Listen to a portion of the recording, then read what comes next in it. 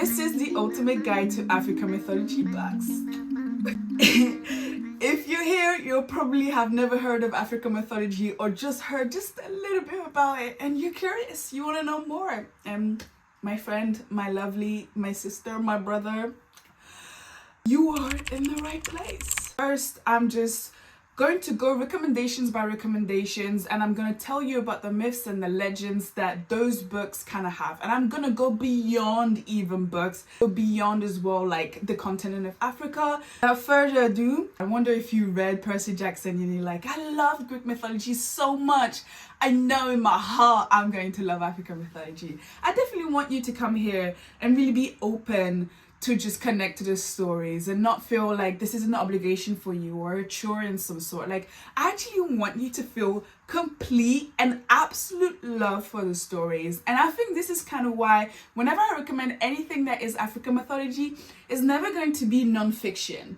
As much as non-fiction is amazing, I see it more as like a school type of thing, like very academic. And the joy for me lies in fiction, and where I'm just free to roam the world however I want and I just do whatever I want.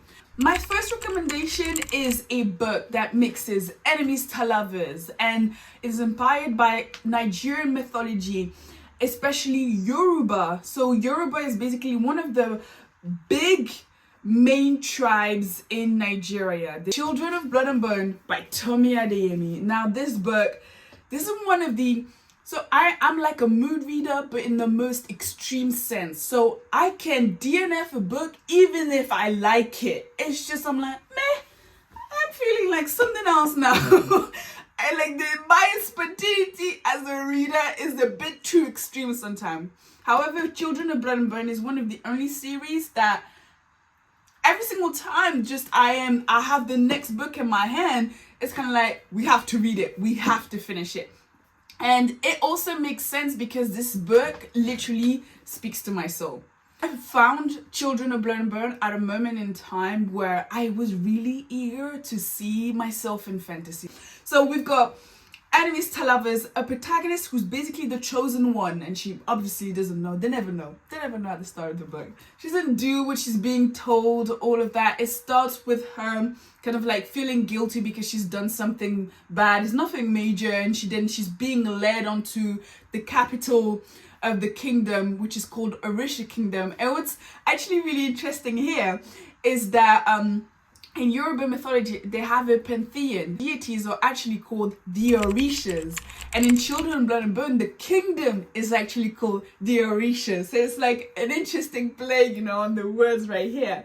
And I'm rereading the books now. I have the privilege. To have a special edition signed by the author, and she also sent it to me. I don't know where it is now. Otherwise, I would. Oh, actually, it's right behind me. It's right behind me. It's right there. That's a special edition. So I've been rereading it, and I am actually realizing, like, the first time I read the series was in 2021, and I'm realizing how much, like, wow, like, this is a tough story. Like, it's YA, and it's still like, especially book 2 and book 3. Wow, book 3. I think book 3 was so beautifully made, especially because they're going to this whole new world and it's mixing a whole new culture. And book 3 was overwhelming in the best of ways. And I don't mean this to scare people, but I feel like when a book really takes you on a journey in a way where that you've never had before, like, it's such a privilege and it's such an honor and it's such a beautiful journey. And this is what Children of Blood and Bone has done for me. Next one is Skin of the Sea by Natasha Bowen. Again, I love this book so much. I'm a mood reader to the point where it actually doesn't serve me because I love the book. I really enjoyed it. I still haven't completely finished book 2 because it's a duology. I still recommend it because I loved it. And it's not because I didn't like it that, I haven't finished the series. It's just the type of reader that I am. I know one day I will come back to it and finally finish it and be like, oh my God, guys, it was amazing. It's be like, we've already finished it, guys. So what's going on? This one, as you can see, is about black mermaids, or the term that she's being referred to here, Mami Wata. And actually, Skin of the Sea will introduce you. I guess you can say she's kind of like the equivalent of Poseidon and Hera as well at the same time, you know, from the Greek pantheon. So it's Yemaya, the goddess Yemaya. Goddess Yemaya governs everything that's like oceans, the seas, you know, she's the ruler of that, and she's got a very motherly energy to her. And in Skin of the Sea, Yemaya kind of has like this community of mermaids that, you know, obey her, you know, they're like her children in some sort of way, and they're called Mamiwata. And the protagonist that we have here is called Simi. All of the Mamiwatas are being tasked with like the souls that are like get killed in the oceans and then bring them back to this island so they can go and pass on like peacefully. Except that Simi, instead of doing her job like she's supposed to, she then like actually saves the guy instead of letting him pass away, and actually interferes in the natural process of things that Yemaya said, you do this and not anything else. I love when they do this though, because I feel like it's a deeper desire to follow their intuition, and that's how every single story begins, even beyond books, you know? It's Raybearer. Raybearer has amazing world building. I don't feel like it actually involves like specific gods and goddesses, not that I'm aware of. Like inspired her world from West African mythology as well. I think that it seeps into it. However, here is more like the world. I feel like Raybearer is really nice if you want to get immersed into a world that is literally going to suck you in. Like, I would read Raybearer back in 2021 is when I first read it, and I would completely forget where I am. Like, this is one of those types of books, like I would forget where I am. And actually, once you finish with the series of Raybearer, which I haven't done so, you know, I will finish this series though.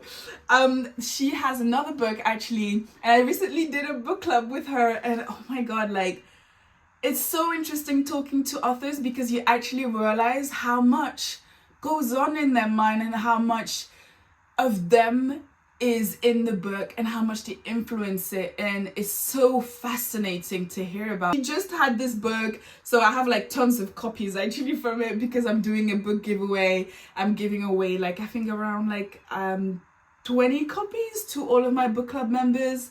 I like doing that because it makes the books more accessible, and like I feel like they stay with you a lot longer and they get the opportunity to be really loved on because you have the physical copy and it's sitting in your room or in your living room. It is also inspired by the world of Raybearer, except that it's from a different angle, and it's also inspired by Howl's Moving Castle. So if you love anime, if you've watched like Studio Ghibli movies, Howl's Moving Castle was one of my favorites. Like, I would literally put this movie on just to fall asleep. The author managed and succeeded so well into putting the world of Raybearer and like making a fusion out of it with Howl's Moving Castle, and it's so beautiful and it's cozy and it still has this lightheartedness, yet, you know, really meaningful messages as well. And such a great book, you know, like I am like more than halfway through, and it's so easy to read. Like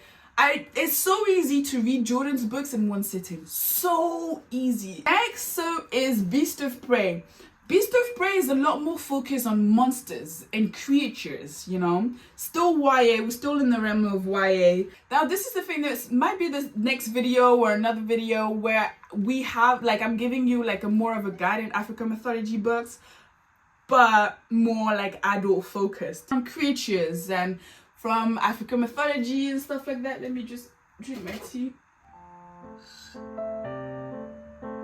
I get so passionate about these topics that drinking my tea like kind of like soothes me down. It's like, okay, slow down. You're giving them a lot of information. I think Anansi actually comes from Ghana and not Nigeria. Anansi comes from Ghanaian mythology, and I think I like Beast of Prey. It took me a long time to finish it though, because I feel like I am more attracted to gods and goddesses rather than creatures. So I think that's my only thing. Otherwise, the book is good. I really like the story. Again, I have yet to finish the series. Oh my lord, so many series in my little library. So I think if you're more interested in creatures, monsters, all of that, Beast of Prey is a really good series to dive yourself into, especially because, something else. This is a creature that is from Nigerian mythology. And I think maybe even beyond Nigerian mythology, because actually Mami Wata is also present in my country of origin, which is Guinea.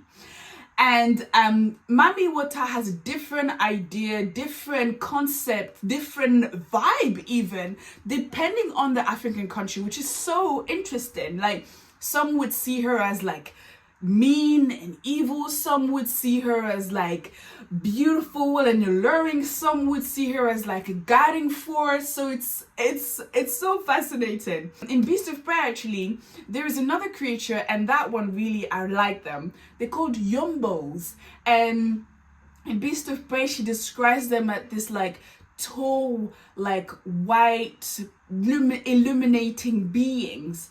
And I'm really fascinated by them. I like them. Whenever I see them in stories, they're being described in various different types of ways. They're also described in Skin of the Sea, actually. In Skin of the Sea, they're really cute. In Beast of Prey, they're like imposing and majestic. That's how I saw them in my mind, you know? And same creatures, different minds, different interpretations. This is book 2 of the Daughters of Neri duology. I actually am not entirely sure what exactly is from African mythology from this book.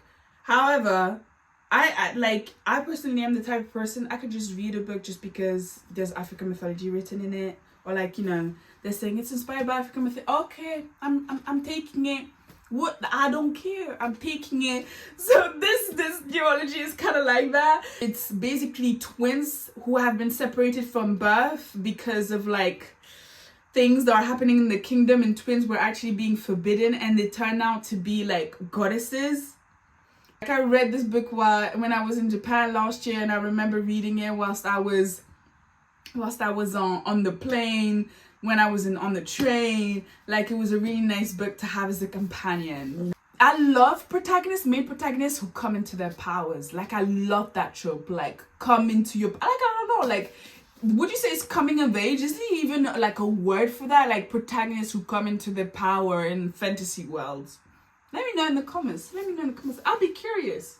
We're going to be going a little bit more beyond. So we've talked about the goddess of ocean, Yemaya, Mami Wata, the mermaid of the African continent. Because like I said, she's present everywhere. She's even present beyond the African continent. Like, people from Brazil would actually know as well about the Orishas because they've traveled that far. Also learned about creatures and monsters, Anansi from Ghana, and the Yombos as well. Both majestic in Beast of Prey and really cute in Skin of the Sea. Now we're gonna go into Jamaica.